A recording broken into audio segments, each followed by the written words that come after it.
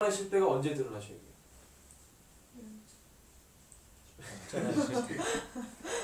십자가는 뭡니까? 죽음이죠. 맞아요. 유월절 그럼 아까 얘기했던 뭐가 생각이 나요? 어린 양을 잡아서 그 피를 이 문에 있는 좌우 임방에다가 문설주에다가 이렇게 발라요. 그렇죠? 그 피를 보면 넘어간다 그랬어요. 예수 그리스도의 죽음, 유월절, 십자가, 예수님은 그때 드러나야 돼요. 예수님의 능력은 그때 드러나도록 갖고 있는 능력이지 이런 이적 행함을 통해서 예수님이 드러나는 것이 하나님의 뜻이 아니에요. 내 때는 아직 이르지 않았다. 예수님의 때는 절기상으로도 초막절이 아니라 언제? 유월절이죠. 유월절 예수님 죽으셨으니까. 말씀 그대로 어린 양이 되셔서 죽으시잖아요. 절기를 그대로 성취하시잖아요. 지키시잖아요. 초막절이에요. 근데 예수님이 하신 말씀이 6절에 보니까 내 때는 아직 이르지 않았는데 너희 때는 늘 준비되어 있다 그랬어요. 이 말이 무슨 말일까요? 내 때는 아직 준비되지 않았다는 말은 아까 설명에서 알았죠? 그 다음에 마지막에 너희 때는 늘 준비되어 있다는 너희 때는 무슨 때라는 거예요? 내 때는 아직 준비되지 않았는데 너희 때는 늘 준비되어 있다 그랬어요. 너희 때는 뭡니까? 예수님께서 내 때는 아직 준비되지 않았는데 너희 때는 늘 준비되어 있다라는 말이 무슨 말일까? 너희 때는 무슨 말이에요? 너희들은 나를 죽일 상황과 여건이 다 돼 있다는 거야. 언제라도 너희들은 죽일 수 있다. 근데 내 때는 아직 준비되지 않았어. 이 말은 뭐예요? 너희들이 죽이고자 해도 죽이고 싶어도 나를 아무 때나 죽일 수가 없다는 거야. 예수님은 꼭 언제 죽어야 돼? 유월절 어린 양처럼 죽으셔야 그 피를 바른 자가 살 수 있는 거예요. 반드시 그때 죽으셔야 되는 거예요. 그렇지만 너희들은 나를 언제라도 죽일 수 있는 상황이 있다. 근데 한번 해봐라. 그럴 수 있는가? 못 죽인다. 왜요? 하나님이 철저하게 계획하고 계시기 때문에. 너희들이 죽이고 싶은 마음이 있어도 너희들 마음대로 할 수 있는 게 아니다. 이렇게 말씀하신 거예요. 그래서 7절 세상이 너희를 미워하지 아니하되 나를 미워하나니 이는 내가 세상의 일들을 악하다고 증언하다. 그렇기 때문에 내가 죽는데 너희는 명절에 올라가라. 내 때가 아직 차지 못하였으니 나는 이 명절에 아직 올라가지 아니하노라. 자, 이 말씀을 하시고 갈릴리에 머무르 계시는데 나중에 형제들을 보내놓고 그 다음에 조용히 가세요. 이건 형제들하고 대화예요. 제자들하고 대화가 아니고 먼저 가시고 나는 나중에 하겠습니다. 그 다음에 막 이 유대인들이 예수를 찾잖아요. 그 다음에 너희 때는 늘 준비되어 있는데 내 때는 준비되지 않았다는 게 지금 이 7장 계속 흘러가요. 여러분들 펜 있으면은 표를 한번 보십시오. 13절에 보니까 자 12절에 막 유대인들이 예수를 찾아요. 어디 있느냐 그랬더니 예수에 대하여 무리 중에서 수군거림이 많아 어떤 사람은 좋은 사람이라 하며 어떤 사람은 아니라 무리를 미혹한다. 막 설왕설래가 막 있어요. 그랬더니 13절에 그러나 유대인들을 두려워함으로 드러나게 그에 대하여 말하는 자가 없다 그랬어요. 두려워가지고 그 부분에 대해서 드러나도록 말하는 사람이 없는 거예요. 자, 이게 이제 어떻게 바뀌는지 봐요. 그 다음에 자 25절에서 30절에 보면 자 30절에 표만 읽게 하십시오. 내가 설명할 테니까 그들이 예수를 잡고자 하나 손을 대는 자가 없다. 그들이 예수를 잡고자 하나 손을 대는 자가 없으니 이는 그의 때가 아직 이르지 아니했다. 이 말이 또 나와요. 44절에 그 중에는 그를 잡고자 하는 자들도 있으나 손을 대는 자가 없었더라.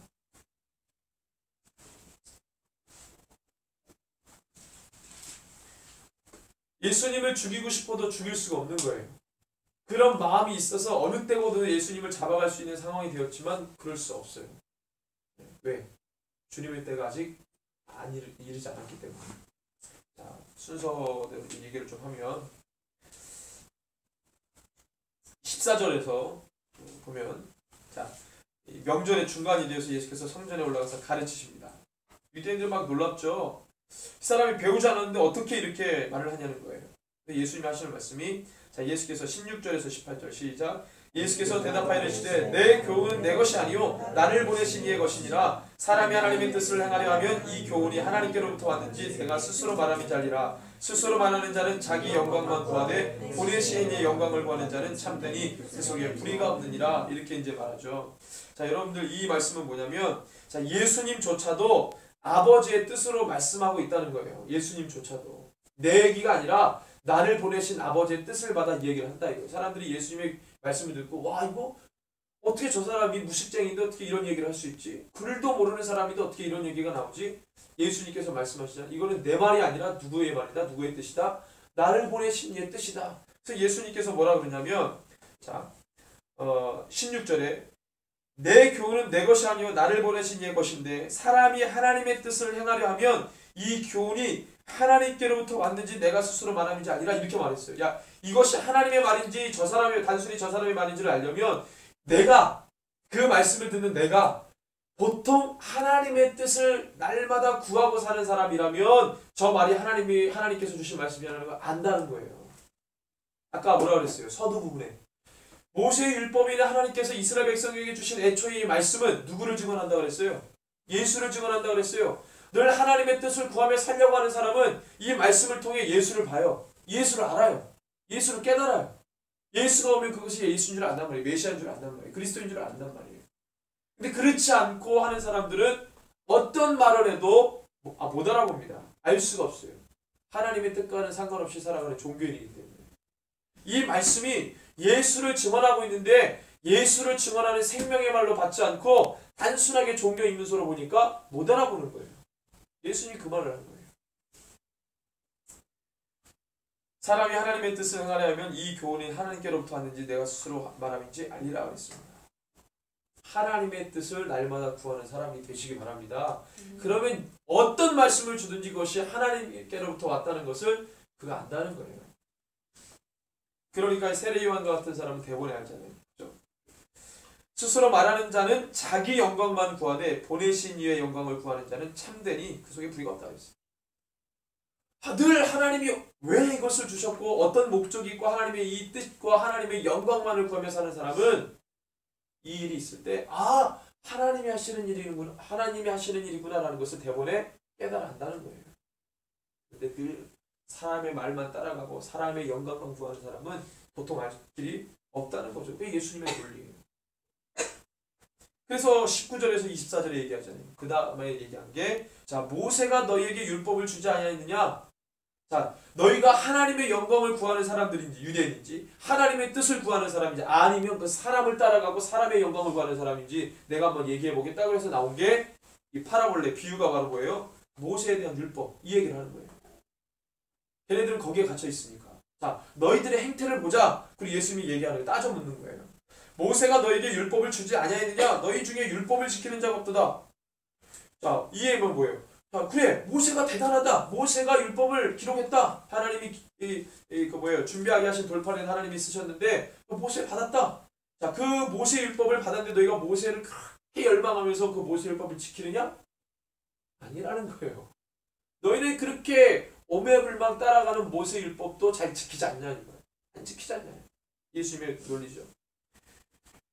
율법을 지키는 자가 없도다. 너희가 어찌 나를 죽이려 하느냐 그랬더니 무리가 대답하되 당신은 귀신을 들렸도다. 누가 당신을 죽이려 한다고 그럽니까? 예수께서 대답하여 이르시되 내가 한 가지 일을 행하며 너희가 다 이로 말미암아 이삭이 여기는도다. 안식일날 사람 고치고 이러니까 사람들이 죽이려고 하죠. 모세가 너희에게 할례를 행했으니 그러나 할례는 모세에게 난 것이 아니요 조상들에게 난 것이니라. 자, 그러므로 모세가 너희에게 할례를 행했으니 그러므로 너희가 안식일에도 사람에게 할례를 행하느니라. 모세의 율법을 범하지 아니하려고 사람의 안식일에도 할례를 받는 일이 있거든. 내가 안식일에 사람의 전신을 건전하게 한 것으로 너희가 내게 노여하느냐. 외모로 판단하지 말고 공의롭게 판단하라. 그랬어. 너희들이 가지고 있는 가치나 기준으로도 나를 억제하지 못한다는 거예요. 너희들도 지금 뭐예요? 모순이라는 거예요. 하고 있는데. 그러면서 어떻게 예수님이 하시는 일에 대해서 왈가왈부할 수 있느냐는 거예요. 그런데 예수님은 말씀대로 하고 계시는 거고 얘네들은 말씀대로도 안 하고 있는 거예요. 말씀대로도 안 하고 있으면서 사람을 뭐합니까? 정죄하죠. 그들이 엄청난 종교적인 모순을 갖고 있으면서도 신앙의 모순을 갖고 있으면서도 사람을 평가하고 비판하고 심지어는 뭐예요? 죽이려고 하잖아요. 예수님이 그들의 어떤 약한 습성, 종교적인 습성을 예수님이 엄청나게 지적하시는 거예요. 날카롭게 지적하는 거죠. 그랬더니 이런 얘기를 했더니 자 25절에서 자, 예루살렘 사람 중에서 어떤 사람이 말하되 이는 그들이 죽이고자 하는 사람이 아니냐. 보라, 드러나게 말하되 그들이 아무 말도 아니하는도다. 당국자들은 이 사람을 참으로 그리스도인 줄 아는가. 자, 이의 말은 뭐냐면 예수님의 이 말씀을 듣고 예루살렘들의 어떤 사람들이 어떤 불특정 다수인지 소수인지는 모르겠지만 불특정인 어떤 이 집단이 어떤 사람들이 예수님에 대해서 이 사람은 종교 지도자들, 우리가 이 지도자를 삼는 종교 지도자들이 죽이려고 하는 사람 아니야? 근데 저 사람이 막 예루살렘에서 막 당당하게 저렇게 얘기하는데 어떻게 가만히 놔두지? 혹시 우리 이 종교 지도자들이 저 사람이 진짜 그리스도인 줄 알고 그러는 거 아니야? 이렇게 막 얘기를 한다 이거예요. 왜 가만히 있지? 저 예수님을 저 사람을 막 죽이려고 지금 다 하는 걸 우리가 다 아는데 저렇게 예루살렘 성전에서 저렇게 떵떵거리고 당당하게 얘기하는데도 왜 가만히 놔두지? 혹시 우리 지도자들도 다 넘어간 거 아니야? 이렇게 생각한다는 거죠. 이것을 좀 이 공동 번역으로 한번 읽어줄게요. 25절부터 31절까지. 자, 한편 예루살렘 사람들 중에서 더러는 유다인들이 죽이려고 찾는 사람이 바로 이 사람이 아닌가. 저렇게 대중 앞에서 거침없이 말하고 있는데도 말 한마디 못하는 것을 보면 혹시 우리 지도자들이 그를 정말로 그리스도로 아는 것이 아닐까. 그러나 그리스도가 오실 때에는 어디서 오시는지 아무도 모를 것인데 우리는 이 사람이 어디에서 왔는지 다 알고 있지 않는가 하고 말하였다. 그때 예수께서는 성전에서 가르치시면서 큰 소리로 이렇게 말씀하셨다. 너희는 나를 알고 있으며 내가 어디에서 왔는지도 알고 있다. 그러나 나는 내 마음대로 온 것이 아니다. 나를 보내신 분은 정녕 따로 계신다. 너희는 그분을 모르지만 나는 알고 있다. 나는 그분에게서 왔고 그분은 나를 보내주셨다. 그러자 그들은 예수를 잡고 싶었으나 그에게 손을 대는 사람은 하나도 없었다. 예수의 때가 아직 이르지 않았던 것이다. 그러나 군중 가운데는 그리스도가 정말 온다 해도 이분보다 더 많은 기적을 보여줄 수 있겠는가 하며 예수를 믿는 사람이 많았다.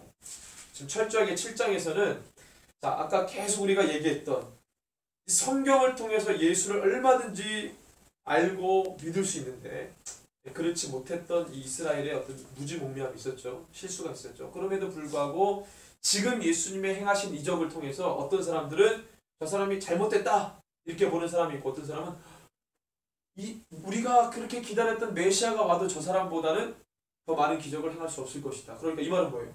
저 사람이 진짜 그리스도인가 보다 이렇게 생각하는 사람들도 있었다는 거예요.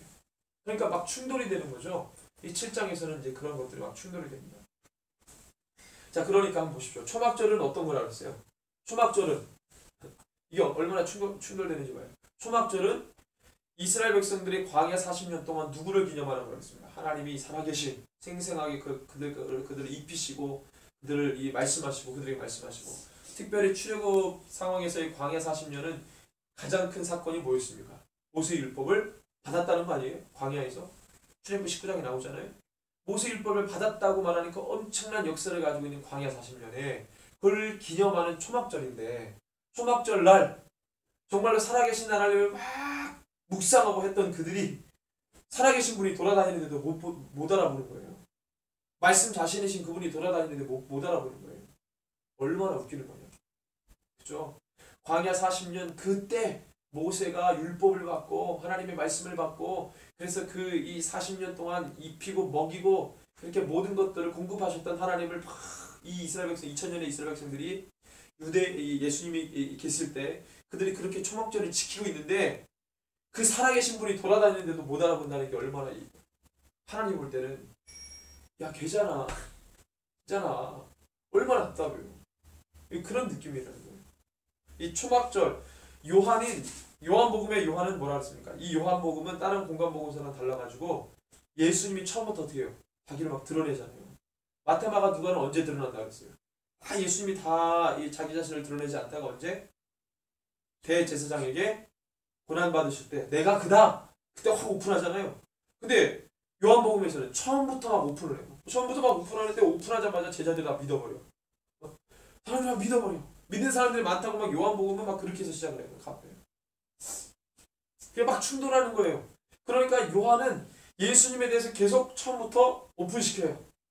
예수님이 어떤 분인지 막 오픈시켜요. 우리 요한복음 7장에도 마찬가지잖아요. 초막절.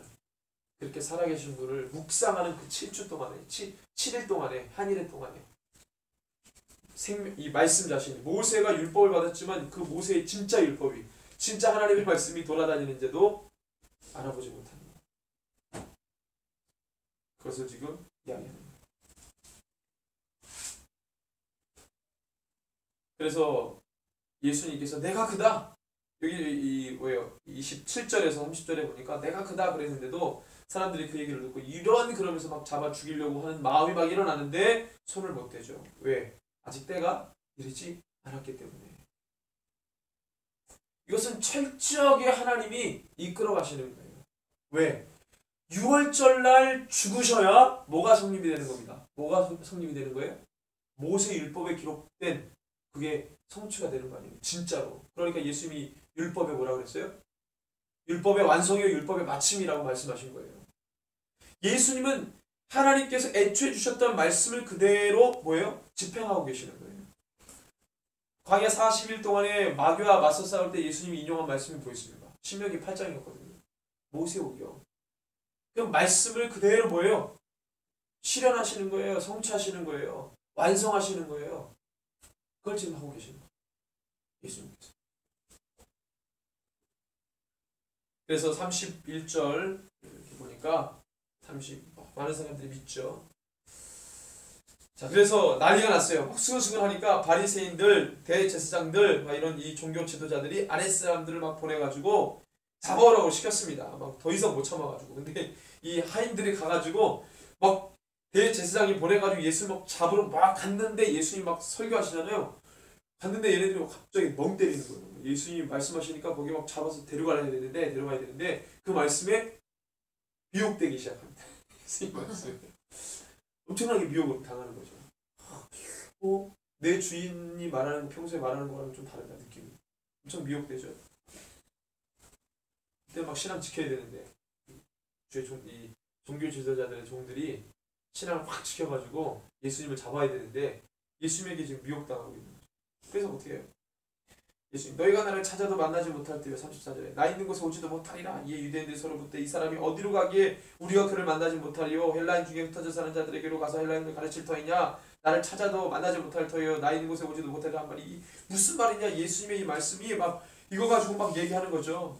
근데 이 초막절 마지막 날에는 이 특별한 퍼포먼스가 있는데 뭐냐면 이 물을 길어 와가지고 이렇게 제단에다가 붓는 이런 이 의식이 있었어요. 독특한 건데 이걸 할 때 예수님이 그 앞에 가가지고 뭐라고 말씀하시냐면 37절 39절이에요. 시작. 명절 끝날 곧 큰 날에 예수께서 서서 외쳐 이르시되 누구든지 목마르거든 내게로 와서 마시라. 나를 믿는 자는 성경에 이른 것 같이 그 배에서 생수의 강이 흘러나오리라 하시니 이는 그를 믿는 자들이 받을 성령을 가리켜 말씀하시는 것이라. 예수께서 아직 영광을 받지 아니하셨으므로 성령이 아직 그들에게 계시지.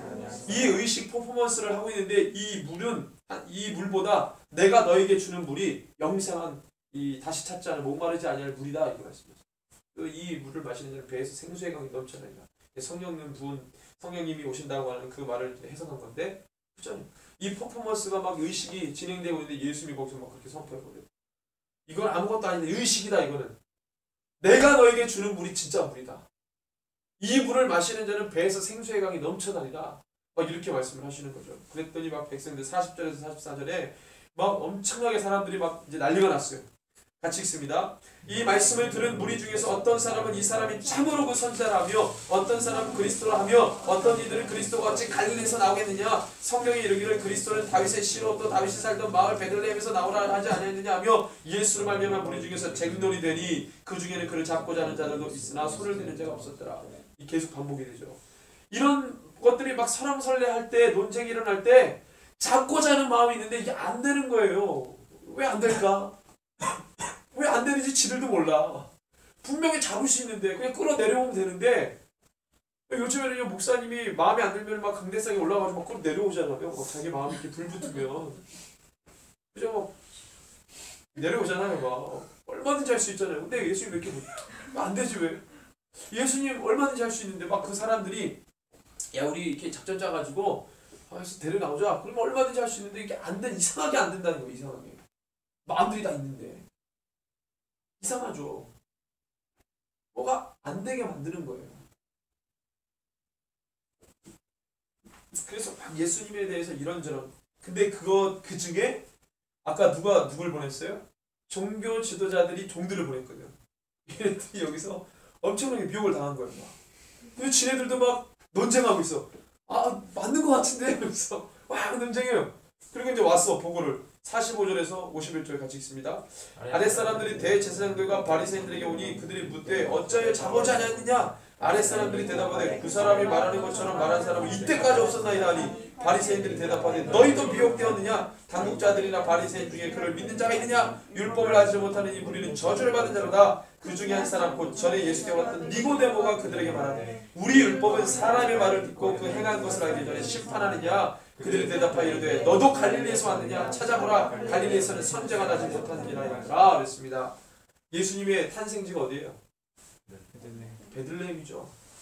사람들이 혼동한 거예요. 아 예수님이 나사렛에서 태어나지 않은 거죠. 나사렛에서 선한 것이 날 수 있느냐? 속담처럼 있는 거죠. 나사렛에서에 대한 그 예언이 성경에 있습니까 없습니까? 있어요 여러분들. 그러니까 그것에 대해서 베들레헴에 대한 이 예언의 말씀, 나사렛에 대한 예언의 말씀, 또는 예수님이 애굽으로도 내려가죠. 그렇죠? 언제 내려갑니까 애굽으로? 대헤롯에게 피해서 어디로 내려가요?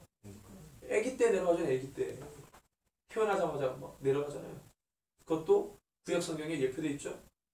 그러니까 다 하나님께서 이 구약 성경을 통해서 예수님에 대해서 알도록 다 해놨어요. 그가 어디를 가가지고 어떤 일을 당하며 이걸 다 해놨단 말이에요. 그런데 모르는 거죠. 그러니까 논쟁하잖아요. 뭐라 합니까? 42절에 성경에 사람들이 막 논란 있을 때 어떤 사람이 성경에 박식한 사람이 있나 봐요. 이 사람이 아니 성경에 이르기를 그리스도는 다윗의 씨로 또 다윗이 살던 마을 베들레헴에서 나오리라 하지 않았느냐 하며 이렇게 자기가 알고 있는 성경 구절을 대면서 막 얘기를 하는 거죠. 그러니까 조금만 아는 사람도 아는 사람이 있다면 알 수도 있는 거 아니에요 여러분들? 그렇잖아요. 유대인들이 성경 박식하는 사람들이 있어요. 있다고. 걔네는 어릴 때 그 성인식 할 때 모세오경을 달달 외우게 한다고 했어요. 숙제. 아주 머리 나쁜 애들도 신명기는 다 외우게 했어요. 그러니까 웬만하면 성경 알아. 그러니까 조금만 기울이고 조금만 하나님의 말을 가지고 성경을 봤으면 예수님을 믿을 수 있죠. 근데 그걸 못했다는 거예요. 이 보냈던 종들도 완전히 미혹당해가지고 예수를 믿고 온 거예요. 근데 이제 무서워서 종이 무서워가지고 저 예수님 믿었습니다 이런 말은 못하고 말씀이 좀 다르던데요. 이렇게 한 거죠. 말씀이 좀 다르던데요. 너도 미혹됐냐? 니고데모가 와가지고 모세율법에 그 사람의 말도 들어보지 않고 심판하는 경우가 어딨냐? 예수님 파죠 이 사람도. 너도 예수님 파냐? 너도 예수 파냐? 막 이렇게 막 지적하잖아요. 그죠? 막 갈리는 거예요. 사내들인 공의에도 막 갈리는 거예요. 논쟁은 붙는 거예요. 막. 왜 그랬습니까? 예수님이 이렇게 분란을 만드셨어요. 화평의 왕이신 분이. 가는 곳마다 문제를 트러블 메이커인지. 사내들인 공회, 예수님 오시기 전에 사내들인 공회에는 하나가 잘 돼 있었거든요. 근데 예수님 오자마자 분열되고 사람들 가는 곳마다 사람들이 막 싸우고 삿대질하고 내가 맞다 네가 틀리다 이러면서 예수님은 맞는데 너는 왜 아니냐고 그러냐고 내가 볼 때는 사기꾼인데 너는 왜 그걸 따라가냐면서 막 하나가 돼야 되는데 완전 분열이 돼가지고 예수님이 할렐루야. 예수님 때문에 막 백성이 분열돼요. 여러분들은 예수님은 화평이십니다. 예수님은 예수가 아닌 것, 생명인 척하는 이 모든 거짓 것들을 다 예수님은 타작게다가 대고 다 터는 거예요 지금. 터는 거예요. 이게 분열이 아니고요. 어떤 사람은 예수 때문에 뭐가 분열되고 민족이 분열되고 어떤 잘못된 사상이 들어와가지고 그전에는 한민족으로서 우리는 하나의 사상을 가지고 나갔던 민족인데 어떤 외래 종교가 와가지고 막 이 민족이 막 박살나고 막 이렇게 얘기해요. 당연히 그럴 수밖에 없죠. 생명이 아닌 가짜로 득실득실했는데 진짜가 와가지고 털어버리니까 당연히 그게 털리지. 당연히 그게 진짜인 것과 가짜인 것이 나뉠 수밖에 없는 거 아니에요. 그거죠. 근데 종교의 영에 묻힌 사람들은 예수님께서 성경에 예수님 화평 맞죠. 샬롬 맞죠. 그런데 뭐라 그랬습니까? 며느리와 시어머니가 불화하고 아들과 불화하고 가족이 막 누구 때문에 예수보다 더 사랑하는 것. 그죠? 하나님보다 더 사랑하는 것이 있으면 거기서 분열이 있고 나눔이 있고 내가 평화를 주러 온 줄 아느냐? 아니다. 검을 가지고 왔다 그랬어요. 예수님은 트러블 메이커입니까? 그걸 얘기하려고 말씀하시는 거예요? 아니죠. 너희 마음 가운데 가짜가 있고 너희 마음 가운데 완악함이 있고 죄가 있고 하나님을 사랑하는 마음이 없으면 예수님 진짜가 왔을 때, 진짜 사랑이 왔을 때, 진짜 샬롬이 왔을 때는 그게 다 털어지는 거예요. 그 이야기했던 그 어디에 나옵니까? 그 말씀이 어디에 나왔어요? 마태복음 10장에 우리 이거 다 배웠잖아요. 10장 이 뭐예요? 제자 파송 설교할 때 제자 파송 설교의 맥락에서 너희들이 세상으로 나아가 내 복음을 전하면 박해를 받는다 그랬어요. 그 박해의 상황이 내 지인, 정말 어찌할 수 없는 그 지인들에게도 박해를 받을 수 있다는 거죠. 근데 그때 기준은 뭐예요? 관계 맺는 이 정으로 매여있지 말고 예수보다 더 사랑하느냐 덜 사랑하느냐 이거 가지고 판단하라는 거예요. 너희 마음 가운데. 그 얘기할 때 나왔어요. 그러니까 막 정에 매여있고 관계에 매여있어서 정말 중요한 것을 붙잡지 못하는 이 무지몽매한 어리석은 그리스도인. 오늘 집사님과 이런 대화를 나눴습니다. 정말 이 신앙생활 정말 너무나 어렵고 내가 살아있다는 것을 전혀 느끼지 못하는, 경험하지 못하는 교회 공동체 안에서 언제까지 그러고 있어야 되냐. 정말로 그렇게 힘들어하는 분들이 있다는 거예요. 그래서 그분이 그런 얘기를 하는 거예요.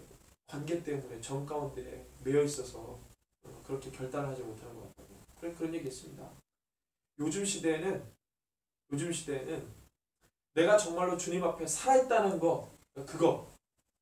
내가 정말로 하나님 사랑하고 내 생명이 살아나야 되겠다. 이런 마음이 있고 간절한 마음이 있고 사모하는 마음이 있고 그것을 원한다면 그것이 있을 수밖에 없는 곳, 그것이 되는 곳, 내가 살아있게끔 만들 수 있는 곳, 그곳에 있어야 내가 진짜 그리스도인으로 설 수 있는 거지. 그렇지 않으면 그냥 관계나 정에 묶여가지고 그냥 그렇게 종교인으로 살아가는 거예요. 그런 상황들이 많습니다. 어떻게 할 거냐는 거예요. 내 한 사람이 잘하면 되겠죠. 아닙니다. 사람은 완전하지 못하기 때문에 그 속에 그 공동체 안에 있으면 반드시 영향력을 받게 돼 있어요. 그 공동체 전체가 되살아나면 너무나도 좋지만 그렇지 않기 때문에 우리 가운데 갈등이 있고 고민이 있고 어려움이 있는 거예요. 그래서 이 시대의 교회들이 어떻게 되는가? 깨지잖아요. 사내들인 공의가 예수님 때문에 깨졌어요. 풍지박산 났다고. 다른 바가 없어요. 그러니까 거기서 예수를 정말 따라가고 싶은 사람이 나오니까 같이 할 수 없는 거죠. 같이 하기가 힘든 거죠. 이 시대의 교회라고 해서 다 같은 교회가 아니라 우리 어제 강원대 캠퍼스 처치 모임할 때 그런 얘기 했습니다. 진짜 교회가 뭐냐? 내가 볼 때 진짜 교회는 캠퍼스나 회사나 사업장이나 학교에서 세워지는 교회가 진짜 교회다. 왜 그렇습니까? 그런데 교회는 박해가고 어려움이 올 때 진짜 그리스도인이 아닌지가 드러나게 돼 있어요. 입장을 분명히 해야 된다니까. 그런데 따로 모이는 지금의 교회처럼 이 주일날 한 번씩 모여가지고 예배 시간에 모여가지고 그 그리스도인들끼리 막 모여있는 그 예배가 진짜 예배고 진짜 교회냐? 이건 퀘스천 마크예요. 그 사람들이 세상에 나가잖아요. 직장에 나가고 학교에 나가고 캠퍼스에 나가고 사업장에 나가면 그리스도인이 아닌 것처럼 아니면 그리스도인인지 아닌지 긴가민가 하는 모습으로 서 있어요. 그게 그들의 진짜 모습입니다. 주일날 한 번 교회 올 때는 싹 온 모습을 단정하게 하고 일주일 동안의 그 모든 연약함, 그 모든 불의함, 그 악함을 다 이렇게 회개하고 오는 게 아니고 감추고 와가지고 예배 드리고 와가지고 또 이 6일 동안 학교나 캠퍼스나 직장과 사업장에서 지 마음대로 생각하고 지 마음대로 결정하고 선택하고 하나님과 상관없이 살다가 또 그 시간만 되면 와가지고 그렇게 예배해요. 그게 교회입니까? 초기 공동체에 어땠습니까? 박해적인 상황에서 예배 드렸어요. 어려운 상황에서 입장 분명히 해서 예배 드렸다고. 내가 예배를 드리고 내가 그리스도인이라고 말하면 유대 공동체 사회에서는 어때요? 여러분들 디아스포라 유대 사회에서는 더 심해요. 그게. 여러분들 미국에 가면 미주 한인 사회 가잖아요. 미주 한인 사회 가면 한국 사람들끼리 모여 살잖아요. 그 사람들의 이 유대감이라고 하는 것은 한국에서 살아가는 이 유대감하고는 전혀 달라요. 이국 땅에서 살아가는 이 한국 사람들의 유대감이라는 것은 뗄래야 뗄 수가 없는 거예요. 얼마나 서로 의지를 하는데. 디아스포라 유대인들도 마찬가지죠. 예루살렘 땅에서 살아가는 유대인들하고 디아스포라 유대인들하고 이 유대감이라는 게 엄청나게 차이가 있어요. 디아스포라 유대인들은 유대감을 형성해야 살아가는 거예요. 서로 의지하고. 그런데 그 속에서 하나님 믿지 않고 예수를 믿었다. 이거 완전 이단 취급당하는 거예요. 유대 사회에서 매장당하는 거예요. 그 속에서 입장을 분명히 해서 나는 예수에게 예배드리겠다. 이런 사람들은 박해를 당할 수밖에 없는 거죠. 그게 진짜 교회라는 말이에요.